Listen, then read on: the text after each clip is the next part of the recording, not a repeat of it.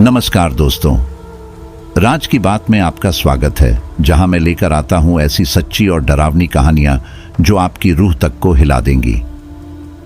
दोस्तों, आज की हमारी कहानी जयपुर के रहने वाले राजीव की है, जो पेशे से एक इंजीनियर हैं। तो चलिए अब यह कहानी राजीव के नजरिए से सुनते हैं। कहानी शुरू करने से पहले अगर आप हमारे साथ नए जुड़े हैं तो चैनल को सब्सक्राइब कर लीजिए, ताकि हमारी हर अगली कहानी सीधे आप तक पहुंच सके। और अब बिना किसी देरी के चलिए आज की इस खौफनाक कहानी की शुरुआत करते हैं। नमस्कार दोस्तों, मेरा नाम राजीव है और मैं जयपुर का रहने वाला हूं। जैसा कि आपको पहले बताया गया है कि मैं पेशे से एक इंजीनियर हूं, और इसी वजह से मेरा काम ही ऐसा है कि मुझे बार बार काम के सिलसिले में अपने घर से बाहर और अपने शहर से दूर जाना पड़ता है। मुझे इंजीनियरिंग का काम करते हुए लगभग 12 साल हो चुके हैं। आज जो डरावनी घटना मैं आपके साथ शेयर करने जा रहा हूं, वह उस वक्त की है जब मैं नया इंजीनियर बना था और पहली बार अपने शहर से इतना दूर काम के सिलसिले में गया था। लेकिन जब वह घटना मेरे साथ हुई, उसके बाद मैंने कई दिनों तक अपना काम छोड़ दिया था। मैं अपने घर से बाहर ही नहीं निकलता था, क्योंकि जब भी मैं अकेला होता था और अपनी आंखें बंद करता था तो मुझे मेरी आंखों के सामने सिर्फ वही डरावना दृश्य नजर आता था। मुझे उस डरावने हादसे से उभरने में कई दिनों का वक्त लगा। आज तो मेरे अंदर इतनी हिम्मत आ गई है कि मैं आप लोगों से उस डरावनी घटना के बारे में विस्तार से चर्चा कर सकता हूं। लेकिन जब यह घटना मेरे साथ हुई थी, उस वक्त तो जब भी मैं किसी से इस घटना के बारे में बात करता था या कोई मुझसे इस घटना के बारे में पूछता था, तो मेरे हाथ पैर अचानक से कांपने लगते थे। मुझे ऐसा लगता था कि जैसे वह अभी भी मेरे आसपास ही हैं। लोगों को उसके बारे में बताते हुए मुझे ऐसा महसूस होता था कि वह मुझे देख रही हैं और सुन रही हैं, और इन लोगों के जाते ही वह मेरे ऊपर फिर से हमला कर देंगी। पता नहीं, उस वक्त मेरे अंदर एक अजीब तरह का डर बैठ गया था, जिसे आम भाषा में लोग फोबिया कहते हैं। अगर हम किसी चीज से ज्यादा डरने लगते हैं तो हमें उसका फोबिया हो जाता है। शायद उस वक्त मुझे भी उस डर का फोबिया हो गया था।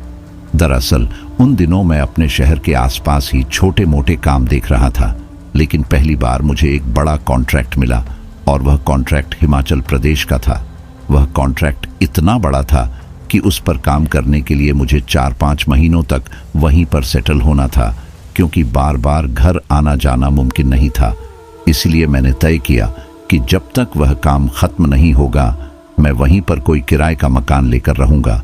लेकिन मुझे इस बात का जरा भी अंदाजा नहीं था कि मैंने यह किराए का मकान लेने का फैसला करके अपने जीवन की कितनी बड़ी गलती कर दी थी। मुझे इस बात का एहसास भी नहीं था कि मुझे इस एक गलत फैसले का कितना बड़ा नुकसान उठाना पड़ेगा। जब मुझे वह कॉन्ट्रैक्ट मिला था तो मैं बहुत खुश था, क्योंकि वह कॉन्ट्रैक्ट इतना बड़ा था कि पूरे साल जितना काम करके जितना मुनाफा होता, उतना मुझे सिर्फ इस अकेले कॉन्ट्रैक्ट से मिल रहा था। इसलिए मैंने इस काम के लिए हाँ कर दी थी। मैंने सोचा कि 4-5 महीनों की ही तो बात है। जैसे ही काम खत्म हो जाएगा, मैं वापस अपने शहर और अपने घर लौट आऊंगा। इसके बाद एक दिन मैंने अपना सारा सामान पैक किया और शाम वाली ट्रेन से हिमाचल प्रदेश के लिए निकल पड़ा। वहां पहुंचने के बाद मुझे जो एड्रेस दिया गया था, मैं उस पर पहुंच गया। सामने वाली पार्टी ने मुझे सारा काम समझा दिया, लेकिन मेरे लिए सबसे बड़ी दिक्कत काम से ज्यादा मेरे रहने की थी। तभी मैंने सामने वाली पार्टी को कुछ नहीं कहा और उनसे काम समझने के बाद उन्हें कल आने का बोलकर वहां से निकल आया। अब मुझे वहां एक किराए के कमरे की तलाश थी। तभी मैं रेलवे स्टेशन के पास ही एक सड़क पर अपना सामान लेकर इधर उधर घूम रहा था, ताकि कोई ऐसा आदमी मिल जाए जो मुझे किसी किराए के मकान तक पहुंचा सके। अभी मैं इधर उधर घूम ही रहा था कि तभी मुझे सामने एक छोटी सी दुकान दिखाई दी। उस दुकान को देखकर मैं उसके पास गया। मुझे शुरू से ही जब मैं किसी टेंशन में होता हूं तो सिगरेट पीने की आदत है, और इसीलिए मैं उस छोटी सी दुकान पर जाकर एक सिगरेट मांगता हूं। तभी मैं देखता हूं कि उस दुकान पर किसी आदमी के बजाय एक औरत बैठी हुई है, जो वहां पर अपनी दुकान चला रही थी। तभी मैं उस औरत से पूछता हूं, क्या मुझे यहां पर रहने के लिए कोई किराए का मकान मिल सकता है? मेरे मुंह से यह बात सुनकर उस औरत के चेहरे पर अचानक से एक मुस्कान सी आ जाती है। वह मुझसे कहती है, हाँ साहब, क्यों नहीं, आपको मकान ज़रूर मिल जाएगा। वह मुझसे कहती है, किराए के मकान तक तो मैं अभी आपको पहुंचा दूंगी, लेकिन आपको उसके लिए मुझे भी कुछ टिप देनी होगी। उस वक्त तक मैं काफ़ी ज़्यादा थक चुका था, इसलिए मैं उससे कहता हूँ, ठीक है, मैं तुम्हें इसके अच्छे खासे पैसे दे दूंगा, पर तुम मुझे अभी किसी रहने लायक मकान तक पहुंचा दो। फिर उसके बाद वह औरत फटाफट अपनी दुकान से बाहर आती है और अपनी दुकान को बंद कर देती है। उसको इस तरह से अचानक दुकान बंद करता हुआ देखकर मैं उससे कहता हूँ, अरे आपने अपनी दुकान क्यों बंद कर दी? तभी वह मुझसे कहती है, मेरे घर वाले आज घर पर नहीं हैं और मैं अकेली ही दुकान चला रही हूँ। अब अगर आपके साथ जाकर आपको मकान दिखाकर आना है तो फिर पीछे से दुकान को खुला नहीं छोड़ सकती, इसलिए इसे बंद कर रही हूँ। उस औरत की वह दुकान देखने में बहुत ही छोटी थी। वह एक लकड़ी से बना हुआ छोटा सा खोखा था। अपनी दुकान को बंद करने के बाद वह औरत मेरे आगे आगे चलने लगती है और मुझसे कहती है, आप आइए मेरे साथ, मैं आपको मकान दिखाती हूँ। उस औरत के ऐसा कहने के बाद मैं उसके साथ चल देता हूँ।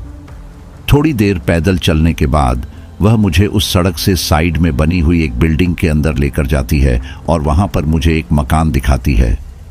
उस मकान को दिखाकर वह मुझसे कहती है, यह मकान है, आप देख लीजिए।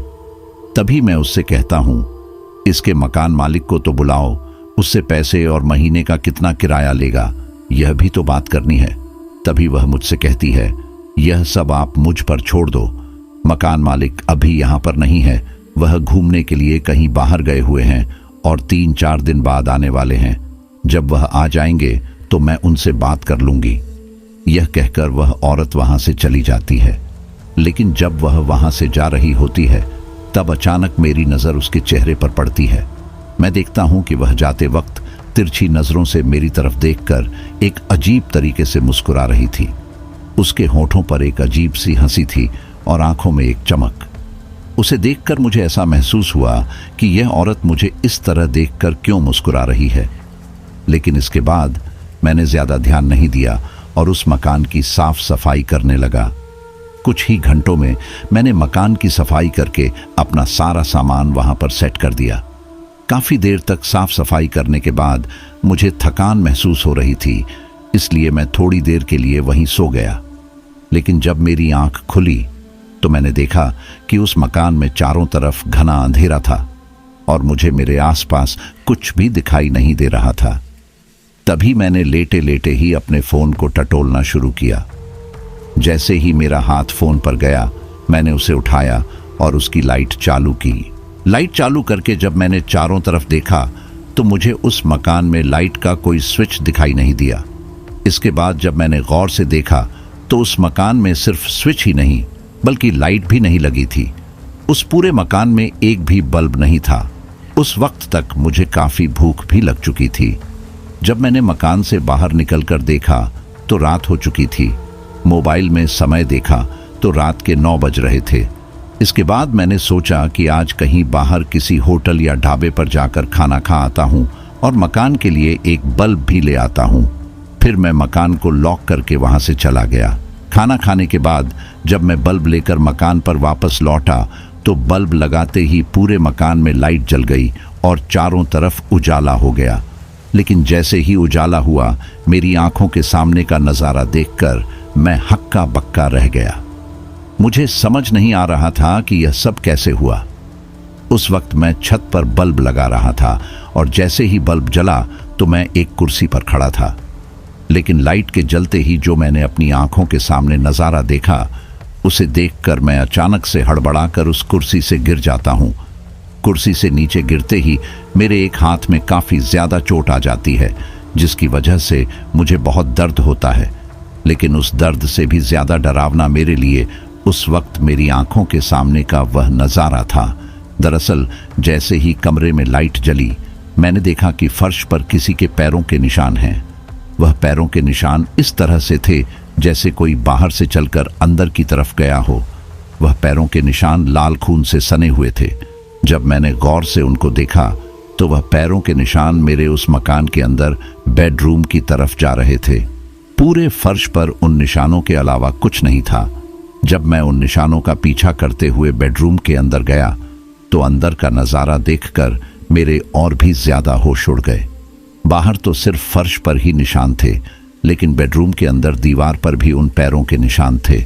उन पैरों के निशानों को देखकर ऐसा लग रहा था जैसे कोई सीधा दीवार पर चढ़कर चला हो, बिल्कुल वैसे ही जैसे कोई फर्श पर चलता है। अब यह सब देखकर मैं एक पल के लिए बहुत ज्यादा घबरा जाता हूं।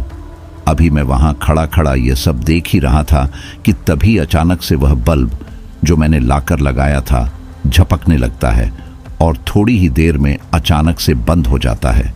उसके बंद होते ही मैं तुरंत अपनी पैंट की जेब से मोबाइल निकालता हूं और उसकी लाइट जलाता हूं।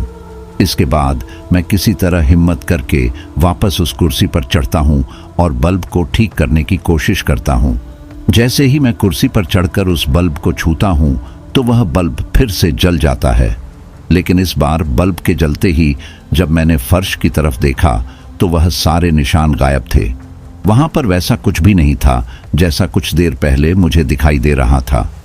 जब मैंने बेडरूम में जाकर देखा तो वहां पर भी फर्श और दीवार पर कोई निशान नहीं थे। उस वक्त मुझे समझ नहीं आ रहा था कि यह मैंने क्या देखा था। क्या यह मेरे मन का वहम था? तभी मैंने सोचा, मन का वहम तो सिर्फ एक पल के लिए हो सकता है, लेकिन मैंने यह सब 2-3 मिनट तक लगातार देखा था और वह निशान मुझे स्पष्ट दिखाई दे रहे थे। लेकिन इसके बाद मैंने सोचा कि शायद मैं कल रात काफी लंबा सफर तय करके आया था और मेरी नींद अभी तक पूरी नहीं हुई थी। शायद इसी वजह से मुझे यह सब महसूस हो रहा है। उस चीज को मैंने सिर्फ अपने मन का वहम मान लिया और वापस उस कमरे में जाकर सो गया। इस बार मैं बाहर सोने की बजाय उस बेडरूम में जाकर सो गया जहां मुझे दीवार पर वह पैरों के निशान दिखाई दिए थे। जब मैं सुबह उठा तो उठकर मैंने पास रखे पानी को पीना शुरू किया। अभी मैं पानी पी ही रहा था कि अचानक कुछ ध्यान में आया और उसके आते ही मेरे गले से पानी नीचे नहीं उतर पाया। जितना पानी मैंने पी लिया था वह तो नीचे चला गया, लेकिन जो पानी मुंह में रह गया था वह सिर्फ मुंह में ही रह गया। मैं अचानक से बहुत ज्यादा चौंक गया। जब मैं सुबह उठा था तो मैंने देखा कि मैं बेडरूम में उत्तर दिशा की तरफ सोया हुआ था। यानी कि जब मैं उठा तो मेरा बेड उत्तर दिशा की तरफ था, लेकिन जब मैं रात को सोया था तो मेरा बेड दक्षिण दिशा की तरफ था, उस कमरे की दूसरी दीवार के पास। अब मैंने सोचा, यह कैसे हो सकता है? जब मैं रात को सोया तो बेड दक्षिण दिशा में था, फिर सुबह यह बेड उत्तर दिशा की तरफ कैसे आ गया? यह चीज मुझे बहुत ज्यादा डरा रही थी। अभी मैं इस बात को सोच ही रहा था कि अचानक से मेरा फोन बज उठा। जब मैंने फोन की तरफ देखा तो वह सामने वाली पार्टी का फोन था। जब मैंने फोन उठाया तो उन्होंने मुझसे कहा, आप अभी तक साइट पर क्यों नहीं पहुंचे? तभी मैं कहता हूं, मैं अभी पहुंच रहा हूं। इसके बाद वह बात मेरे दिमाग से निकल जाती है और मैं फटाफट काम पर जाने की जल्दी में नहा धोकर वहां से निकल जाता हूं। मैं सोचता हूं कि शाम को वापस आकर इन सब चीजों को देखूंगा। इसके बाद जब मैं शाम को वापस आया तो उस मकान में जाने से पहले ही मैं नीचे ग्राउंड पर था। तभी मुझे वहां पर एक बुजुर्ग आदमी दिखाई देता है। मैं उसके पास जाकर कहता हूं, यहाँ पर कोई साफ सफाई करने वाली या खाना बनाने वाली बाई नहीं मिल सकती क्या? वह मुझसे पूछता है, आप कहाँ रहते हो? मैं उसे बताता हूं, मैं इसी बिल्डिंग में तीसरे माले पर मकान नंबर 307 में रह रहा हूं। अभी मैंने इतना ही कहा था कि वह अचानक मेरी बात काटते हुए बोला, 307? तुम 307 नंबर वाले रूम में रहते हो? मैंने जवाब दिया, हाँ, लेकिन आप इतना चौंक क्यों रहे हो? वह बुजुर्ग कहता है, नहीं, कुछ नहीं, और फिर बताता है, मेरे घर पर जो काम वाली बाई खाना बनाने के लिए आती है वह आज शाम को आएगी। मैं आपको उससे मिलवा दूंगा, आप उससे अपने बिहाफ पर बात कर लेना। मैंने कहा, ठीक है। फिर मैं उसके पास से निकलकर अपने मकान की तरफ जाने लगा। जब मैं जा रहा था उस बुजुर्ग ने मुझे तिरछी नजरों से देखा और अजीब तरह से मुस्कुराया, ठीक वैसे ही जैसे उस दिन वह औरत मकान में छोड़ते वक्त मुस्कुरा रही थी। जैसे ही मैंने रुककर उसकी तरफ देखा, वह नजरें हटाकर वहां से चला गया। जब मैं मकान पर वापस आया तो दोपहर के 2 बज चुके थे और मुझे काफी भूख लग रही थी। मैंने सोचा काम वाली बाई शायद शाम तक आएगी, इसलिए बाहर जाकर कुछ खा आता हूँ। जब मैं दिन में काम पर था तब भी मेरा ध्यान काम में नहीं लग रहा था, बल्कि उन अजीब घटनाओं के बारे में सोच रहा था जो उस मकान में मेरे साथ हुई थी। जब मैं वापस मकान में आया, मैंने देखा कि सुबह जब मैं उठा था मेरा बेड उत्तर दिशा की तरफ था, लेकिन अब वह फिर से दक्षिण दिशा में लौट आया था। यह देखकर मैंने सोचा यहाँ कुछ तो गड़बड़ है, मुझे जल्दी से जल्दी इस मकान को छोड़ देना चाहिए। मैंने मकान को लॉक किया और बाहर खाने के लिए चला गया। खाना खाकर जब वापस आया तो पूरी बिल्डिंग में कोई दिखाई नहीं दिया। मैंने नजरें घुमाकर देखा तो केवल कुछ ही मकानों में लाइट जल रही थी, बाकी मकान खाली थे। यह देखकर मैं हैरान था, इतने आबादी वाले शहर में यह बिल्डिंग खाली क्यों पड़ी है? शायद इसका मालिक किराया ज्यादा लेता होगा, इसलिए मिडिल क्लास के लोग यहाँ रहना अफोर्ड नहीं कर पाते होंगे। मैं धीरे धीरे सीढ़ियों से ऊपर जाने लगा। मेरे मकान की ओर बढ़ते हुए सोचा, आज रात तो मुझे किसी तरह यहाँ निकालनी ही है। कल मैं पार्टी से बात करूंगा कि वे मुझे कहीं और रहने का इंतजाम कर दें। यह सब सोचते हुए मैं सीढ़ियों पर चढ़ ही रहा था कि तभी मेरे कानों में कुछ आवाज सुनाई दी। जब मैं तीसरे माले पर पहुंचा तो देखा कि मेरे मकान से आवाज आ रही थी। मैंने सोचा मकान तो लॉक है, फिर अंदर से ये आवाज कैसी आ रही है? मैं दौड़कर दरवाजा खोला और अंदर देखा। सब कुछ नॉर्मल था और आवाज भी बंद हो चुकी थी। मुझे बहुत गुस्सा आया और मैंने मकान के अंदर जोर से चिल्लाकर कहा, अगर कोई है तो सामने आओ, इस तरह परेशान करने से क्या मतलब है? अगर कुछ चाहिए तो वैसे आकर बोलो। अभी मैं इतना ही बोला था कि तभी बाहर दरवाजा खटखटाने की आवाज आई। जब मैं दरवाजे के पास गया तो देखा वही बुजुर्ग आदमी खड़ा था जो मुझे ग्राउंड पर मिला था। उसने कहा, आपने मुझे काम वाली बाई के लिए कहा था ना, वह यहां है, आप चाहो तो उससे बात कर सकते हो। मैंने जवाब दिया, नहीं, अब इसकी जरूरत नहीं है, मैं जल्द ही यह मकान छोड़ने वाला हूं। उस बुजुर्ग ने कहा, आप मकान छोड़कर बहुत बड़ी गलती कर रहे हो। लोग यहां से जाने का सोचकर पछताते हैं, कहीं आप भी ना पछताओ। यह सुनकर मुझे गुस्सा आया और मैंने उससे कहा, तुम्हारी बातों का मतलब क्या है? क्या कहना चाहते हो? वह हंसते हुए बोला, साहब आप तो गुस्सा हो गए। मेरा मतलब था कि इतने सस्ते किराए पर मकान कहीं नहीं मिलेगा जितना यहां मिलता है। मैंने कहा, अगर ऐसा है तो यह बिल्डिंग इतनी खाली क्यों पड़ी है? इसमें सिर्फ कुछ ही लोग क्यों रह रहे हैं? वह मेरी बात का कोई जवाब नहीं दिया और कहने लगा, आप यहीं रुको, मैं बाई को बुलाकर लाता हूं। कुछ देर बाद वह वापस आया और उसके साथ एक औरत थी। उसकी तरफ इशारा करते हुए उसने कहा, यह है वह बाई जो मेरे घर काम करती है, अब आप दोनों आपस में बात कर लो। मैंने उसकी तरफ देखा और हैरान होकर पूछा, आप यहाँ कैसे? आप काम वाली बाई का भी काम करती हो? वह औरत बोली, हाँ, मैं दिन में लोगों के घरों में जाकर खाना बनाती हूँ और साफ सफाई करती हूँ। ये वही औरत थी जो मुझे रेलवे स्टेशन पर मिली थी और इस मकान में छोड़कर गई थी। मैं गुस्से में उस पर चिल्लाते हुए बोला, आप मुझे इस तरह के मकान में छोड़ गई थी? यह मकान बहुत अजीब है। मुझे यहाँ रहते हुए सिर्फ 2 दिन हुए हैं और अब तक कई अजीब घटनाएं हो चुकी हैं। मैंने कहा, मुझे अब आपकी ज़रूरत नहीं है, मैं वैसे भी इस मकान को खाली करने वाला हूँ। मैं किसी और जगह शिफ्ट हो रहा हूँ, तो अब आप रहने दो। अगर मैं यहाँ पर रहता तो शायद आपको खाना बनाने के लिए यहाँ पर रखता। तभी वह औरत भी मुझे वही बात कहती है जो थोड़ी देर पहले उस बुजुर्ग आदमी ने कही थी। वह मुझसे कहती है, देख लो शहरी बाबू, यहाँ से जाने का सोचकर लोग बहुत ज्यादा पछताते हैं, कहीं तुम्हारे साथ भी वैसा कुछ न हो। तभी मैं उससे कहता हूँ, मैं इससे पहले आपको कुछ और कहूँ, आप दोनों यहाँ से चले जाइए। मेरे इतना कहते ही वह बूढ़ा आदमी और वह औरत वहाँ से जाने लगते हैं। लेकिन इस बार जब वह औरत वहाँ से जा रही थी तो बार बार मुड़कर मेरी तरफ देख रही थी। इस बार अजीब तरीके से मुस्कुराने की बजाय वह मेरी तरफ बहुत ही ज्यादा गुस्से में देख रही थी। इसके बाद मैं उसकी तरफ ज्यादा गौर नहीं करता और गुस्से में अपने मकान का दरवाजा बंद करके अंदर आ जाता हूँ। जैसे ही मैं दरवाजा बंद करके अंदर आता हूँ, मुझे बाहर से फुसफुसाने की आवाज आती है।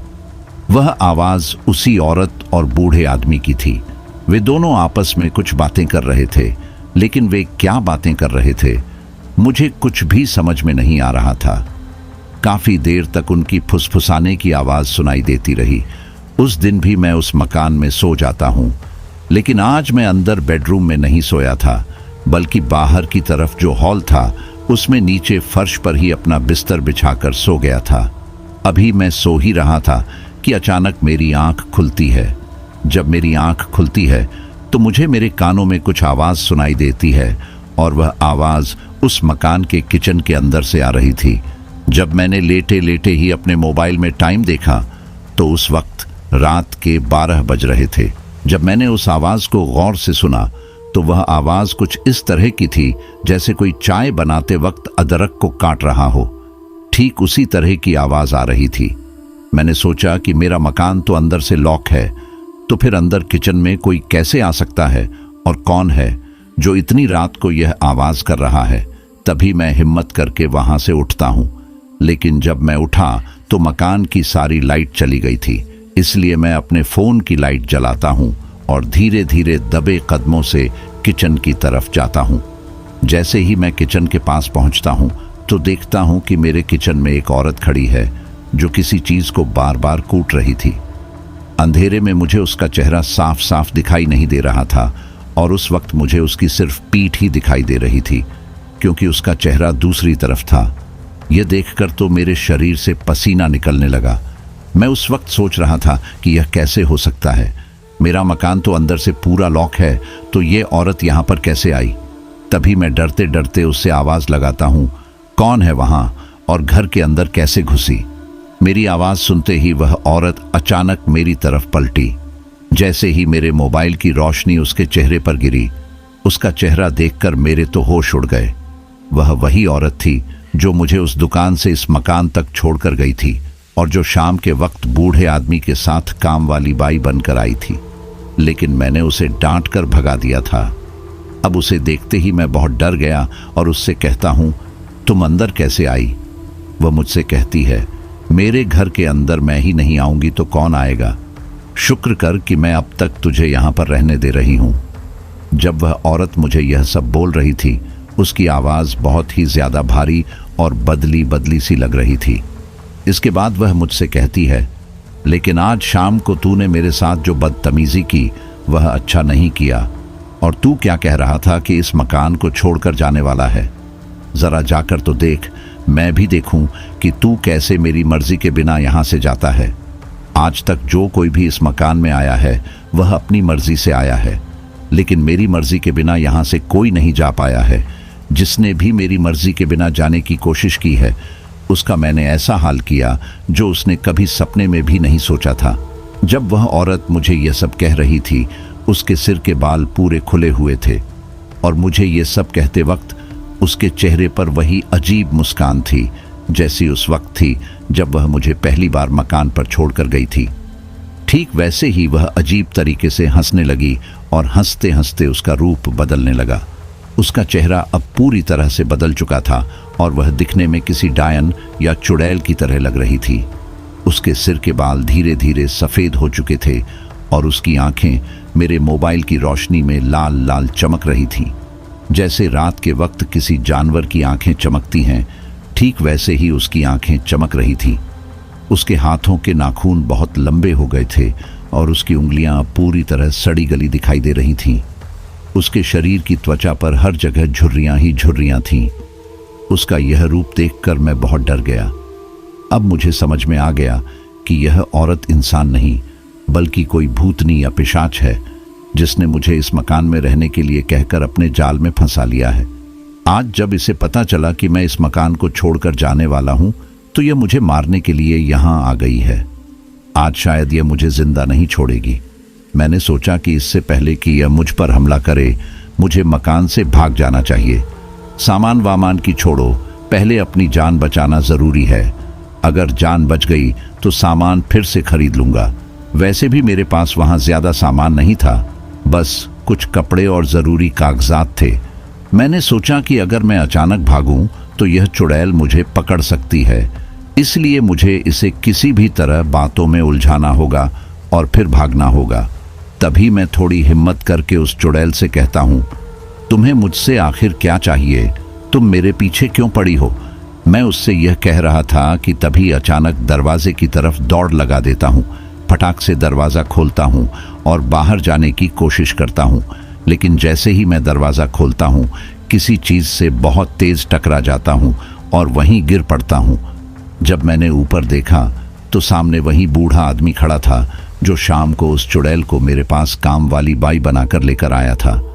मुझे इस तरह फर्श पर गिरा हुआ देखकर वह बूढ़ा आदमी भी अजीब तरीके से हंसने लगा और अब हंसते हंसते वह भी किसी भूत या पिशाच में बदलने लगा था। तभी अचानक वह चुड़ैल भी उस किचन से निकलकर बाहर आ जाती है और उस बूढ़े आदमी से कहती है, यह तो अपने आप को बहुत ज्यादा होशियार समझ रहा था और हमारे चंगुल से बचकर भागने की कोशिश कर रहा था। तभी वह बूढ़ा आदमी उस चुड़ैल से कहता है, आज तक कोई हमारे चंगुल से बच पाया है क्या? तभी मैंने सोच लिया कि अगर मैं लंबे समय तक इस मकान में रुका तो यह दोनों आज मुझे जान से मार देंगे। इसके बाद मैं किसी तरह हिम्मत करके वहां से खड़ा होता हूं और अचानक से उस पिशाच की तरह दिख रहे बूढ़े आदमी को एक जोर का धक्का देता हूं और सीधा उस तीसरे माले से नीचे की तरफ बिना कुछ सोचे समझे ही छलांग लगा देता हूं। नीचे की तरफ कूदते हुए मैंने सोचा, मरना तो आज वैसे भी है, इस चुड़ैल और इस भूत के हाथों से डर डर के मरने से तो अच्छा है कि वैसे ही मर जाऊं। लेकिन जैसे ही मैं वहां से नीचे कूदता हूं, वहां पर एक लंबे बांस का गट्ठर रखा हुआ था जिस पर मेरा पैर लगता है और मैं फिसलते हुए नीचे ग्राउंड में पहुंच जाता हूं।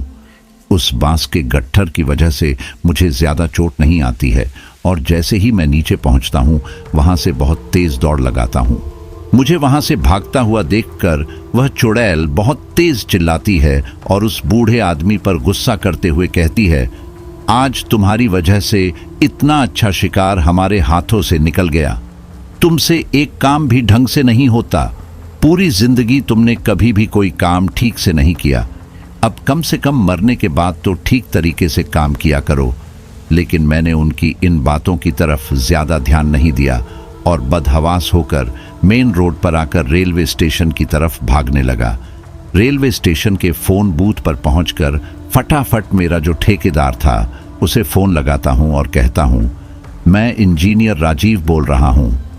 तभी वह मुझसे कहता है, साहब बोलिए, इतनी रात को कैसे याद किया? इसके बाद मैं उससे कहता हूं, मैं फोन पर ज्यादा कुछ बात नहीं कर सकता, लेकिन तुम फटाफट रेलवे स्टेशन पर पहुंचो।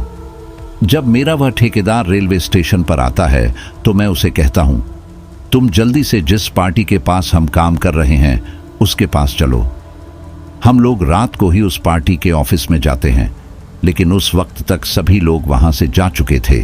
सिर्फ कुछ स्टाफ के लोग ही वहां मौजूद थे। तभी मैं वहीं पर रुकता हूं और सुबह होने का इंतजार करता हूं। मुझे इस तरह बदहवास हालात में देखकर ऑफिस के लोग भी मुझसे कई बार पूछते हैं, इंजीनियर साहब क्या बात है, आपकी ये हालत कैसे हुई? उस वक्त मैं उन लोगों को कुछ भी नहीं कहता हूं, लेकिन जैसे ही सुबह होती है और पार्टी के लोग वहां पर पहुंचते हैं, मैं उन लोगों को मेरे साथ हुई सारी घटना बताता हूं। जब मैं उन लोगों को ऑफिस में मेरे साथ हुई घटना बता रहा था, तभी उनका एक कर्मचारी अचानक बोल पड़ता है, साहब आप जिस बिल्डिंग की बात कर रहे हो वह तो काफी दिनों से खाली पड़ी है। मेरे कुछ रिश्तेदार भी पहले वहां पर रहते थे, लेकिन उनके साथ भी कुछ इसी तरह की घटनाएं शुरू हुई थीं, पर उन्होंने तो समय से पहले ही उस मकान को छोड़ दिया था। उसने आगे जो मुझे बताया उसकी बात सुनकर मेरे तो पैरों तले जमीन ही खिसक गई। मुझे यकीन नहीं हो रहा था कि आज मैं कितनी बड़ी मुसीबत से बचकर आया हूं। दरअसल उसने मुझे बताया कि आज से कई साल पहले उस बिल्डिंग में एक फैमिली रहती थी, जिसमें वह बूढ़ा आदमी, उसकी पत्नी और उनका एक लड़का था। लेकिन वह जो उसकी पत्नी थी वह उसकी दूसरी पत्नी थी और उनका जो बेटा था वह पहली पत्नी का लड़का था। कुछ समय पहले ही उसकी पहली पत्नी की मौत हो चुकी थी। जब वह दूसरी पत्नी उस घर में आई तो वह उस लड़के को बिल्कुल भी नहीं चाहती थी। उम्र में भी वह उस बूढ़े आदमी से काफी ज्यादा जवान थी।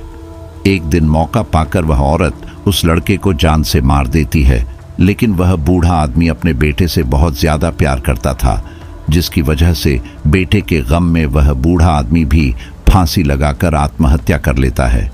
उस बेटे और बूढ़े आदमी के मरते ही वह औरत सोचती है कि अब मैं पकड़ी जाऊंगी और मेरी असलियत सबके सामने आ जाएगी। इसलिए वह वहां से अपना सामान पैक करके एक दिन रेलवे स्टेशन की तरफ रात के वक्त भागने लगती है।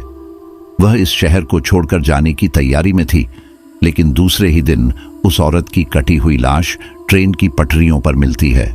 पर आज तक भी उस औरत की मौत की वजह किसी को भी पता नहीं चली कि आखिर उसकी वह कटी हुई लाश पटरियों पर कैसे मिली। उसके बाद से ही उस बूढ़े आदमी और उस औरत की आत्मा उस पूरे बिल्डिंग में रहने वाले लोगों को परेशान करने लगी थी। इसी वजह से आज वह बिल्डिंग इतनी ज्यादा खाली और सुनसान पड़ी है। यह सुनकर मेरे पैरों तले जमीन खिसक जाती है। तभी मैं उस कर्मचारी से कहता हूं, फिर उस बिल्डिंग में कुछ घरों में जो लोग रह रहे हैं वे क्यों रह रहे हैं? तो वह मुझसे कहता है, वो लोग बहुत ही ज्यादा मिडिल क्लास फैमिली से हैं और उन लोगों ने अपने पूरे जीवन की जमा पूंजी लगाकर उस बिल्डिंग में मकान खरीदे हैं। अब उनके पास दूसरी जगह पर रहने के लिए इतने पैसे नहीं हैं कि वह उसे छोड़कर कहीं और जाकर रहने लग जाएं। इसी वजह से मजबूरी में वह लोग वहां रह रहे हैं। यह बात सुनकर मेरे मन में एक नया डर समा जाता है। मैं सोचने लगता हूं कि क्या वास्तव में मैं उस चुड़ैल और बूढ़े आदमी के जाल से पूरी तरह बच पाया हूं, या फिर मुझे और भी खतरों का सामना करना पड़ेगा।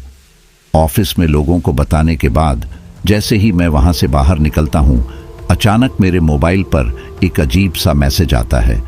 उसमें लिखा होता है, अब तुम हमारे साथ हो और हम तुम्हारा पीछा नहीं छोड़ेंगे। ये मैसेज पढ़ते ही मेरे दिल की धड़कन तेज हो जाती है। मुझे समझ में आता है कि भले ही मैंने उस घर से बच निकलने में सफलता पाई हो, लेकिन मेरी मानसिक शांति अब भी खतरे में है। मैं हड़बड़ी में अपना सामान इकट्ठा करता हूं और नजदीकी होटल की ओर बढ़ जाता हूं, लेकिन वहां पहुंचकर भी मुझे शांति नहीं मिलती। हर रात मैं वही अजीब आवाजें सुनता हूं और कभी-कभी सोते समय मुझे उसी घर के सपने आते हैं। यह देखकर मुझे लगता है कि शायद मैंने भूतिया ताकतों से बचकर बाहर निकलने में सफलता पाई है, लेकिन मानसिक रूप से मुझे अब भी उनसे पीछा छुड़ाना बाकी है। तो दोस्तों, यह थी हमारी आज की कहानी। आपको हमारी आज की कहानी कैसी लगी? कमेंट बॉक्स में कमेंट करके जरूर बताएं। बस आप अपना और अपने परिवार का ख्याल रखें, और अगर अभी तक चैनल को सब्सक्राइब नहीं किया है तो कृपया चैनल को सब्सक्राइब कर लीजिए।